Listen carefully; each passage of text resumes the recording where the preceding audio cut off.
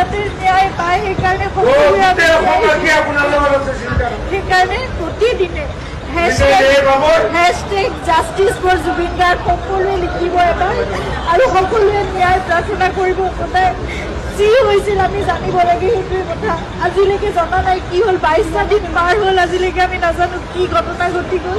কিন্তু আপোনালোকে সকলোৱে লিখিব, আপোনালোকৰ ছ'চিয়েল মিডিয়া আছে, এখন যুদ্ধৰ আমাৰ সকলোৰে এখন হাতত প্লেটফৰ্ম আছে, সকলোৱে সেই প্ৰাৰ্থনা কৰাৰ লগতে আপোনালোকে জাষ্টিছ বিচাৰিব লাগিব। এতিয়া সেইকাৰণে আমি খুব ধৈৰ্যৰে আমি অপেক্ষা কৰি আছোঁ, কিন্তু সেই ন্যায় আমি পাব লাগিব। সেইকাৰণে সেই যুঁজখনত আমি সদায় ব্ৰতী হৈ থাকিব লাগিব। আপোনালোকক প্ৰাৰ্থনা জনাইছোঁ, হেশটেগ জাষ্টিছ ফৰ জুবিন গাৰ্গ সদায় লিখিব, আপোনালোকে সদায় লিখিব, সদায় দাবী কৰিব, সদায় অনুৰোধ কৰিব, সদায় প্ৰাৰ্থনা কৰিব। কিন্তু আমি কোনো অশান্তি বিচৰা নাই, শান্তিপূৰ্ণভাৱে যাতে ন্যায় ব্যৱস্থা আমাক সেইখিনি ন্যায় দিয়ে, সেয়াই প্ৰাৰ্থনা কৰিছোঁ।